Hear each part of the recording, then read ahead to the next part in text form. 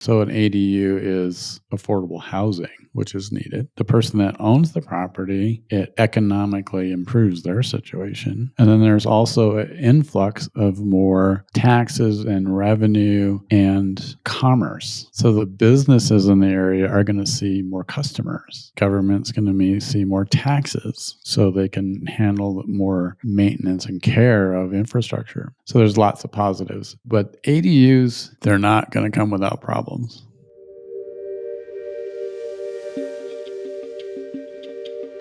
Welcome to the Level Design Podcast, a podcast for architects and engineers who want to thrive in this industry by creating more freedom, fulfillment, and financial security. Join us in uncovering how to restore value and honor to the unique people who choose to be designers and caretakers of our built world, and why it's essential to the future of our society, our industry, and our planet. It's interesting to me that it's like you can view basic government services or shared services, be roads or water systems or sewer systems or power systems or community buildings, parks, all these community amenities. And you can view them as a tax burden, or you can view them as a catalyst for my business and my economy that I can utilize for my success. We often look at those things when it's time to pay the bill, that you're like, I don't want to pay the bill. But a week later, you're going, how come our parks aren't better? How come our roads aren't better? This is horrible.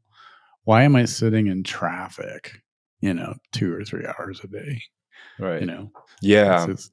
There's a disconnect there. I think so.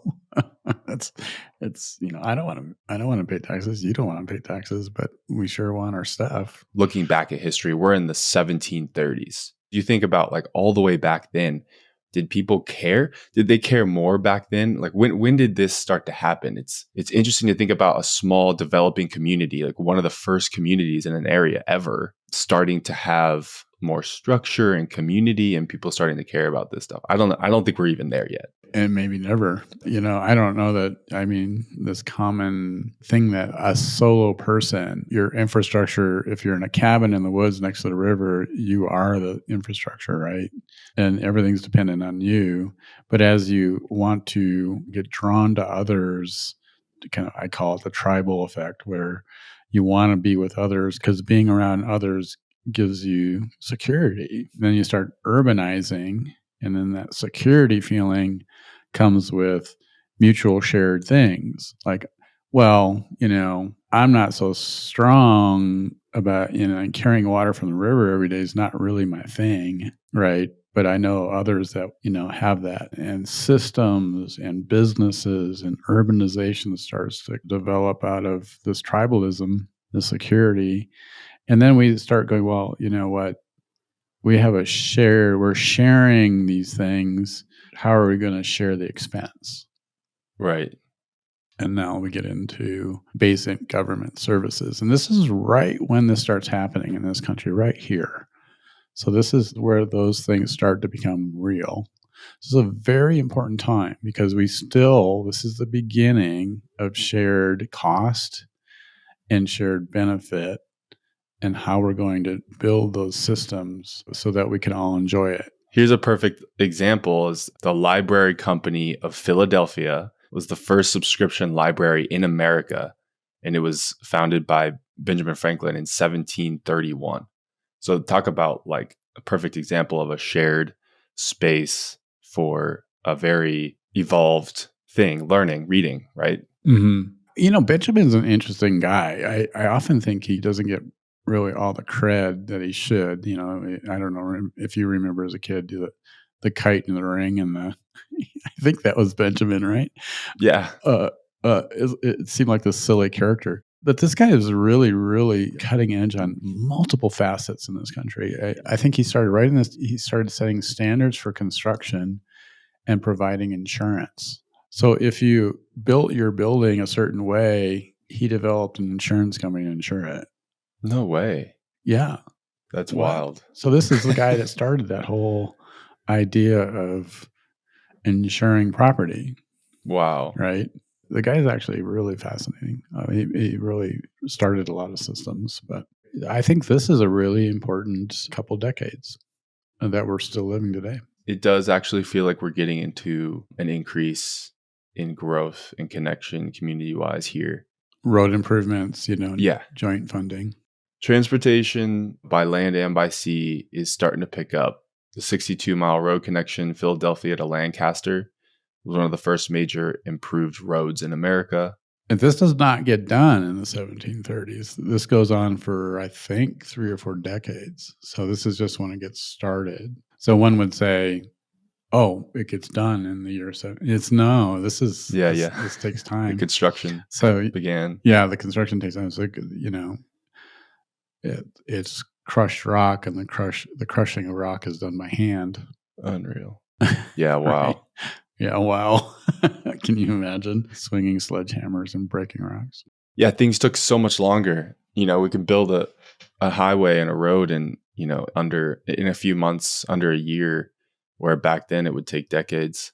This is also the beginning of what I kind of view, and it's not limited to this country, but this is really where we start what I kind of feel like is our Achilles heel today, is as actually the decision was here at this time. Decisions were made that currently are really a problem. So the assumption was that sewers and rivers in our cities adjacent to these waterways, the assumption was in oceans, shipping, ports, all of that urbanization relied upon or made the assumption that rivers and oceans elevations were static. They wouldn't change. Mm-hmm. So gravity systems the point of beginning would be the river or water's edge and work at a grade from there. So our point of beginning was assumed to be static. Of course, we had 15,000 years of stable environment. So we had a lot of proof that that was a good decision, right? Right. Not that they knew, but it's changing. So all of our gravity systems now are bridges or waterways. Our gravity systems are actually, for a lot of our coastal areas, has a problem. Yeah. And that's a really big infrastructure Achilles heel right now. Yeah. Definitely requires a lot of creative problem solving because it's a pretty big challenge. It's a long-term challenge. This is interesting here, Scott. So this is we're talking about like we're starting to connect the dots and how we got here today. So financing and management, basically financing of infrastructure projects started to begin. This is worldwide, but in continental Europe, absolute monarchies increasingly centralized the financing and management of public works using earmarked taxes and public debt. In England, the political and financial revolution of the late 17th century encouraged more private intervention in infrastructure development. Local communities in many parts of Europe remained responsible for maintaining roads and bridges in their immediate vicinity, following the adjacent dwelling rule derived from Roman law. It's a concept that I think our citizens really don't have a grasp of. I often hear about, well, we can't, in America, we can't develop something new that requires sharing. We had a couple recent positions and committees where that was the song and dance was, we can't get people to share for a common purpose. Mm-hmm. And it's just not possible. And it's really super interesting let's go back to these roads.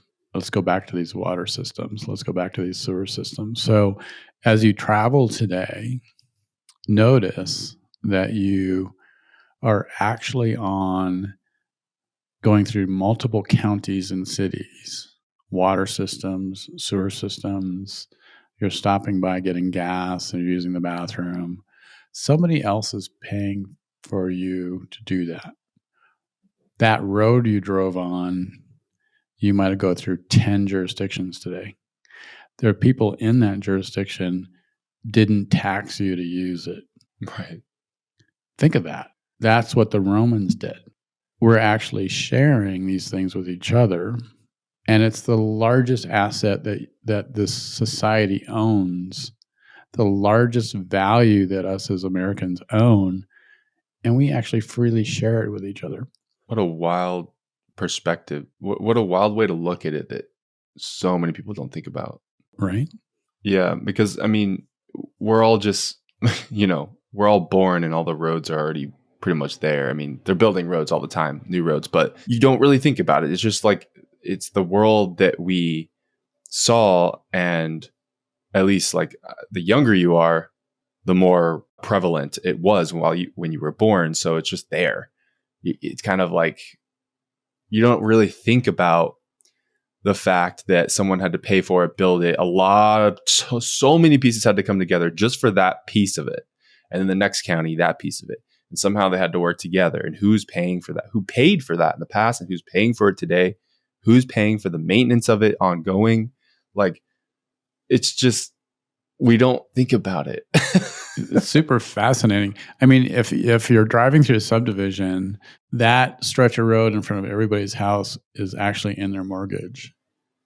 Yeah, that's wild. So as you drive and you're trying to go to the grocery store, try to say thank you to every owner as you go by every property. Right. for paying for the road to get to the grocery store. Yeah. Think about it. Yeah. That's a fun, we should do that. We should do like a social media series where we leave cards at everyone's door, or we knock on their door and say, hey, really appreciate you letting me use this 30 feet of road right here and for paying for this. Yeah. They're going to be like, what? What are you talking about? Super interesting. That's cool. Looking for a new opportunity? Interested in being part of an expanding network of independent engineers and architects who are thinking differently? Level Design Partners is on a mission to create prosperity for design professionals, the industry, and the world, using innovative business systems and a culture of collaboration. We believe that traditional education and firm structures want you to be a cog in their machine, depriving you of key skills needed to thrive, thus commoditizing an entire industry in the process. Gain access to skills, tools, and systems by partnering with Level Design Partners. Learn more at leveldesignpartners.com. Well, that leads nicely, I think, into our topic today. So I'm putting a wrap on the 1730s, but you brought up something recently around ADUs. Can you tell me, like, what are your initial thoughts on ADUs? Because I only see them as kind of a cool, positive little thing that you can do to increase value to your property, and didn't really think that much else of it. Yeah. I mean, the lens that you can look at accessory dwelling units is what we're talking about, or affordable housing situations, right? So if you own a home and an ADU, you might look at the lens of, oh, wait a minute, I can build a new dwelling unit on my same suburban property, and I can rent it out, and I can show, wow, I actually can be in the black. This will help me with my value, increase my value, and I'm actually going to make revenue off of it. And it looks super attractive through that lens, right? Mm-hmm. But what if you're the neighbor? Their lens might be, well, I bought this home with the assurance that things would not change. This is my zoning, my backyard, my views, the amount of neighbors that I have to interact with. I could count on that when I bought this. Right. And your neighbor's view might be like, wait a minute, I don't want to deal with another neighbor. I don't want to have 4 neighbors or 10 neighbors. I was buying this assuming 3. So that lens is going to be different, right? Right. Or that you could look at the lens of, wait a minute, why is my neighborhood got so many more people at the park or my trail? Yeah. Or why do I have so many more dogs in my yard that I did? That could be your lens. Right. Or you could look at it as a society, which is what's trying to be addressed, is look, a lot of people can't afford to live in a home. So there's lots of, and you can go all across the country. I mean, we got offices all over. What's happening is the private sector is building multifamily apartments because people can't afford homes. Right. And they don't really want to live that way. So an ADU is affordable housing. Yeah. So that's why there's a big push for ADUs in zoning changes in our urban areas, is to do a lot of things. It adds more affordable housing, which is needed, right? The person that owns the property, it economically improves their situation, right? And then there's also an influx of more taxes and revenue and commerce. Right. So the businesses in the area are going to see more customers. Government's going to see more taxes so they can handle more maintenance and care of infrastructure, right? Right. So there's lots of positives, but you are increasing density of your communities.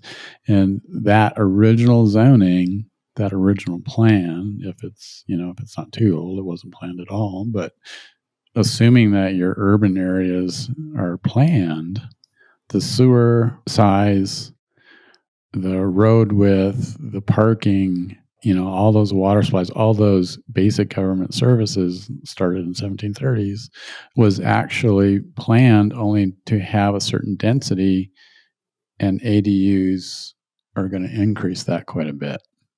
Right. It may take time, but eventually those systems are going to get overwhelmed, right? Right. Question is, do those systems actually get overwhelmed before their useful life's over? So if a water main's like good for 100 years, is it already 80 years old or already 100 years old?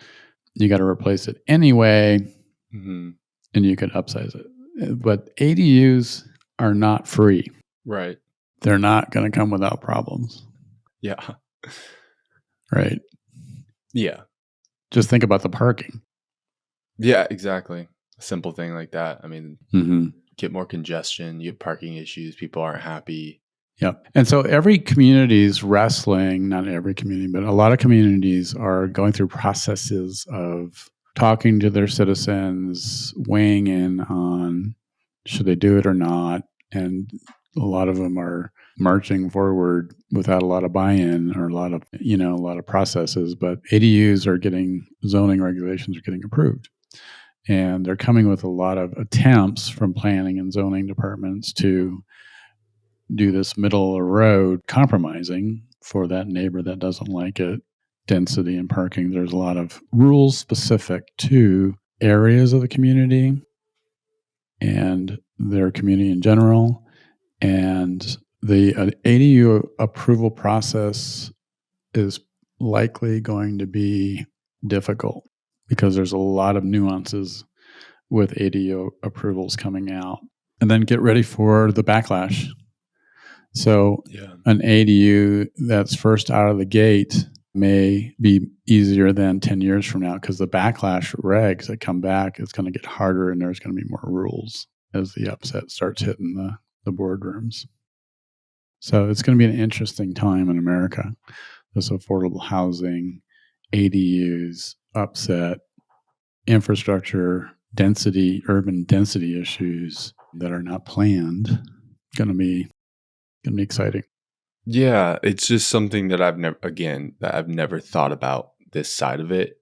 It seems like there's going to be a lot of corrections and overcorrections probably too, because if you just look at a small community and you add, a certain percent, 3%, 5% more everything, infrastructure, use of infrastructure, people, traffic, just adding density to that area. And then you scale that, let's just say you scale that across the country. Like that's going to cause a lot of issues. And then you look at the regulation, you look at everything you just said. We're going to see a lot. We're going to learn a lot from this. I feel like no one's talking about this. It's just kind of like, at least not in my world, it's like ADU is nothing but great. You just put a little thing in your backyard. Maybe you can get someone to rent it out or have it for family that comes through. Or there's a lot of benefits financially for a home or property owner, a homeowner. And this is just a side of it that I think we all need to be aware of going into it down the road. And and there's going to be unforeseen things, and I don't want to make it ugly because it could, if I want to put a pizza place in a neighborhood as a business person and an entrepreneur, and I go, wow, this is not viable except for my density, my customers is increasing. So the influx of money and people in urbanization and density really makes a lot of entrepreneur businesses exciting and viable, right? And I read once that 80% of the American population is going to be in coastal urban areas, and I think that's just crazy when I think about that. But is that what's going to happen? And America is going to grow by 50 million in the next 50 years. I hear numbers like that. Jeez. Like, well, where are these people going to live? Right? Are we going to constantly build new suburban areas, or is this ADU actually a really, really nice solution for urbanism? If it is, maybe that additional taxpayers is going to pay for this infrastructure upgrade. But I just don't know that we're thinking about everything holistically. I think people are having input holistically, but that ADU movement for, let's say, the next 100 years is going to change the landscape of American urban area. And don't assume that an owner of the property with an ADU is always what you're going to get. What happens when the private sector investor groups just say, oh, maybe these urban areas are not owned by owners anymore, homeowners are actually owned by investor groups that rent 2 units. Mm-hmm. Don't assume you're building a community of people that are actually going to, permanently living there, right? Contributing, they could be transient. That is a recipe for issues. Mm-hmm. Yeah, because that would piss me off, right? If I lived in a community and we were a legitimate community which is less and less nowadays, it feels like, to be honest, just because of the way of the world and the internet and social media. Like, people just you don't know your neighbor as much.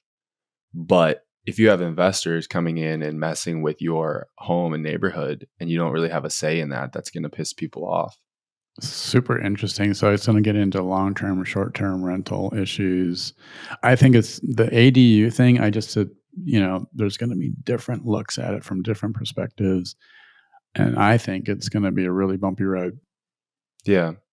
And it's basically our representatives trying to solve affordability.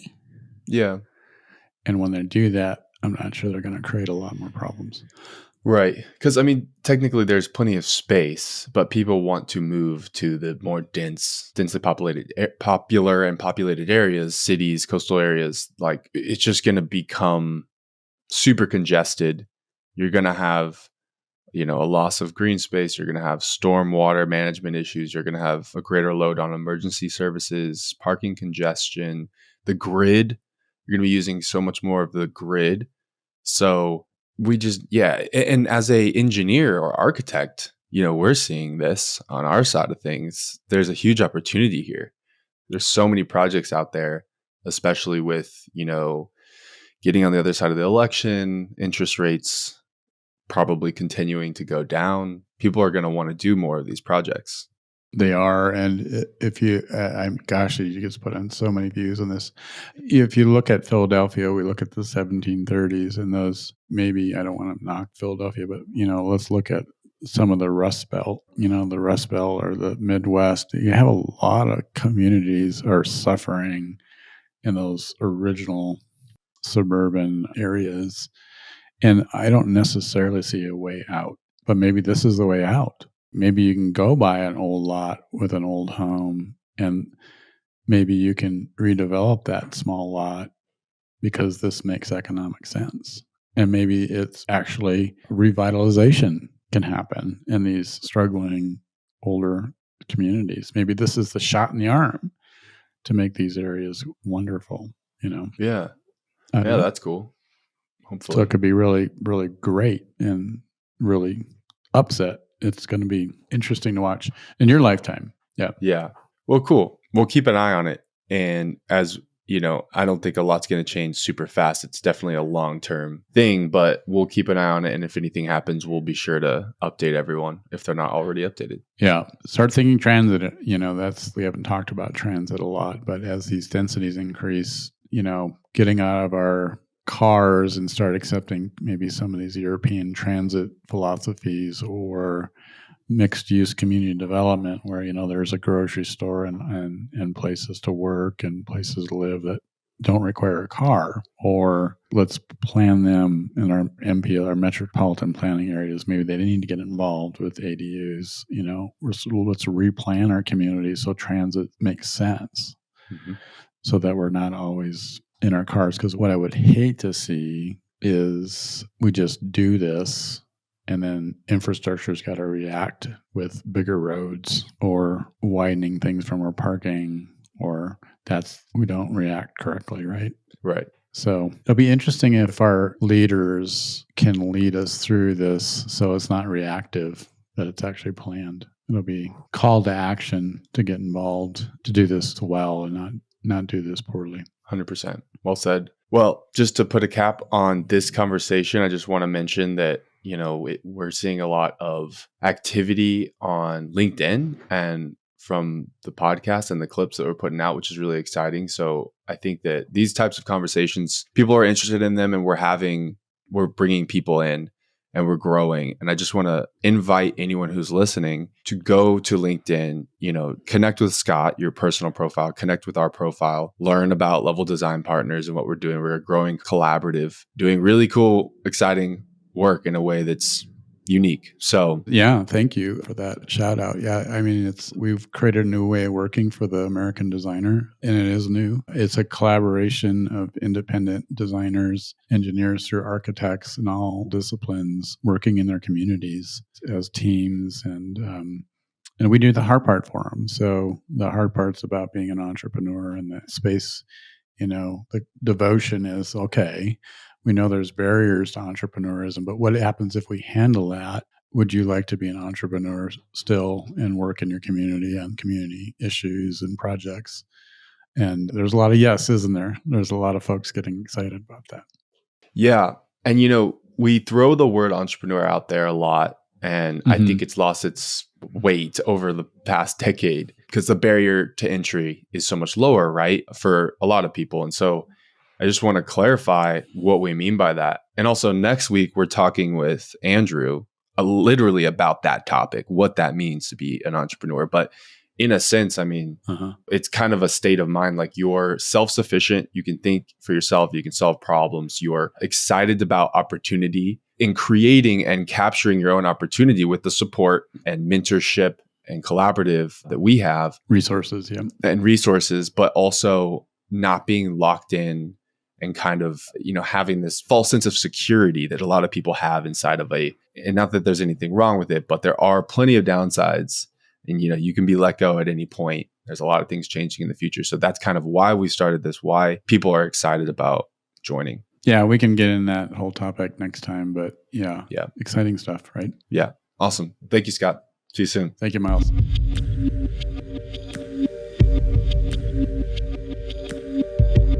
Thanks for listening.